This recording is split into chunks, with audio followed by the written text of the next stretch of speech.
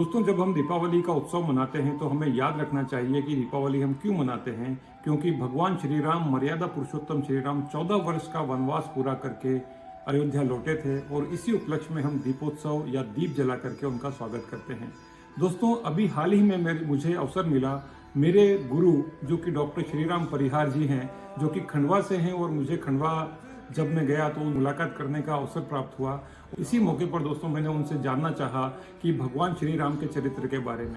राम के जीवन का सबसे बड़ा आदर्श ये है कि उन्होंने परिवार को टूटने नहीं दिया। मेरा परिवार एक बना रहे, माताओं के मन में कोई विवाद न हो, भाई भाई के मन में कोई विवाद न हो। चला जाता हूँ 14 वर्ष की वनवास। एक बात।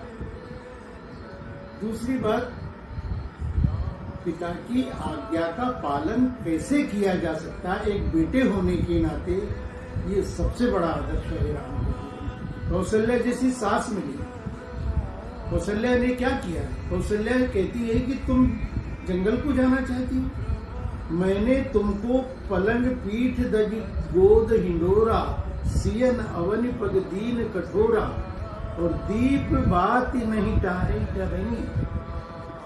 सीता जी जो अभी तक विवाह करने के बाद पलंग से नहीं उतरी है, वो नंगे पांव पैदल तुम्हारे साथ वन में जाना चाहती है, कैसे संभव है? दोस्तों, डॉक्टर श्री राम परिहार जी जो कि हिंदी के जाने माने विद्वान हैं, लेखक हैं और बहुत ही ज्ञानविद हैं, जिन्होंने भारत ही नहीं बल्कि विश्व के अनेकों देशों में रामचरितमानस या भगवान श्री राम के बारे में उद्बोधन दिए हैं। श्री राम परिहार जी के बारे में आपको बताना चाहता हूं कि न केवल भारत में बल्कि हार्वर्ड यूनिवर्सिटी में भी इनका जो लेक्चर है रामचरितमानस के ऊपर दिया हुआ है।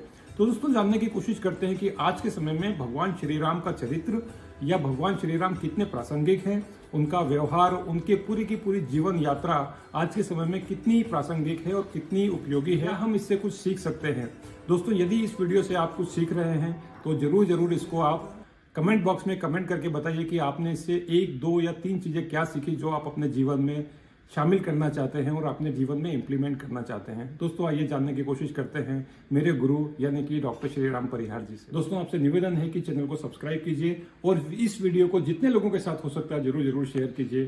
सर, बात करते हैं मर्यादा पुरुषोत्तम श्री राम जी के जीवन के बारे में।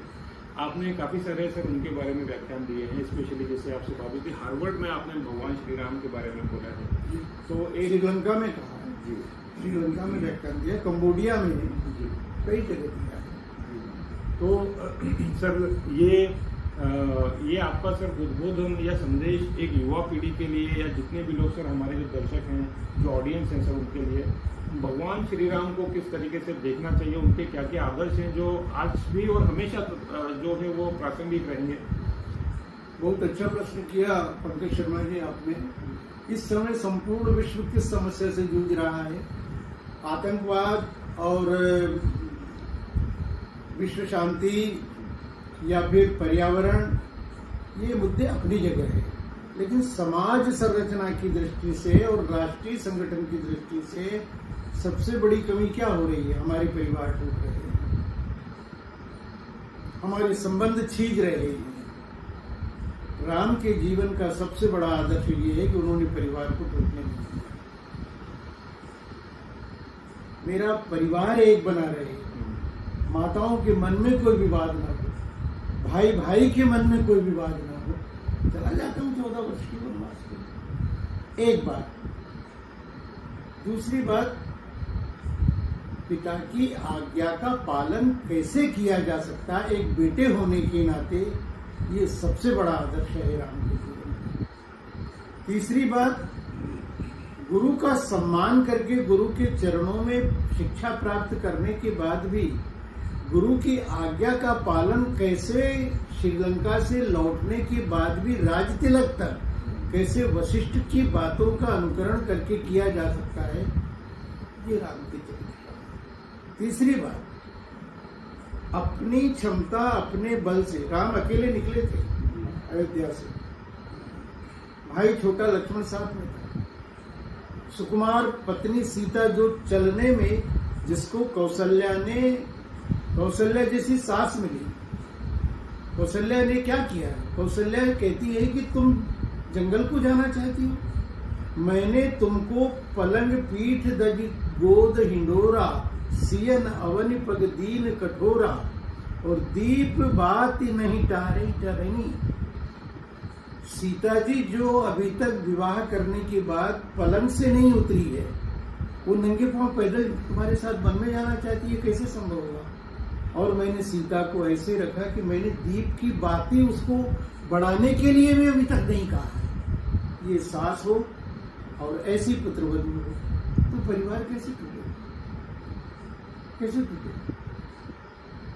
सासुओं का दृष्टिकोण भी बदलना चाहिए, कौशल्या कहती है। मैंने कह रहा हूं, तुलसीदास की पंक्ति कह रही है कि मैंने पलंग से नीचे उतरना नहीं दिया अभी तक मेरी बहू को। तो सास यदि उसको बेटी मानेगी और तो बहू के मन में तो उसके प्रति, माता जी के प्रति अपार श्रद्धा होगी। ये राम और सीता का चरित्र बताता है।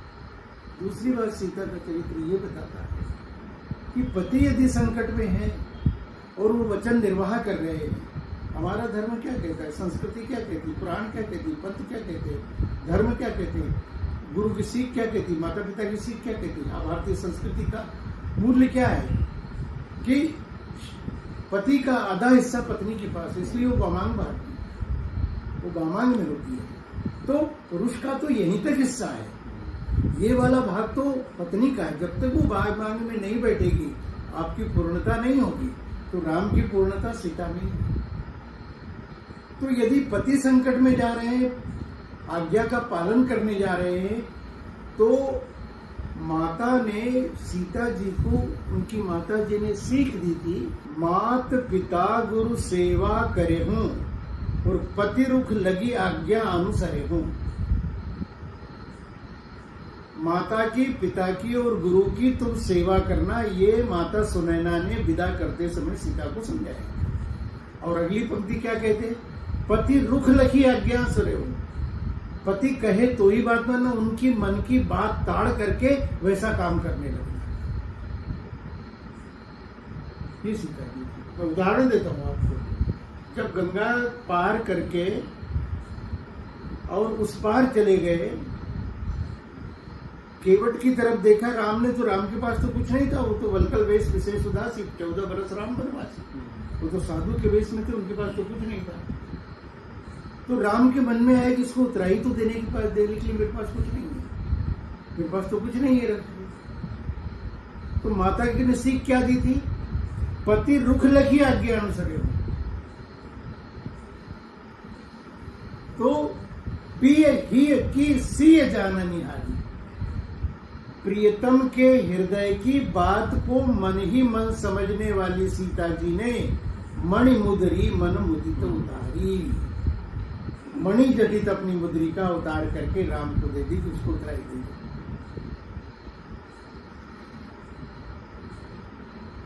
ये धर्म का ग्रंथ नहीं है, ये धर्म की कथा बाद में हो सकती है, ये मनुष्य जीवन की कथा है।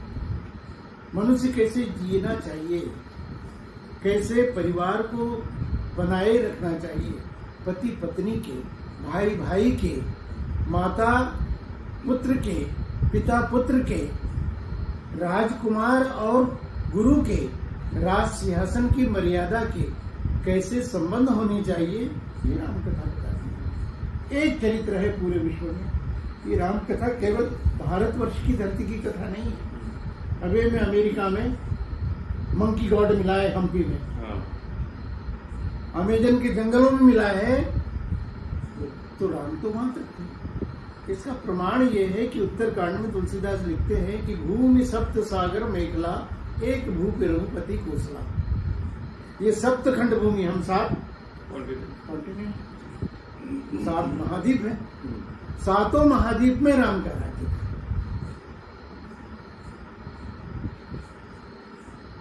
रोम का नाम कैसे पड़ा, वो राम ही तो था, वो रोम हो गया।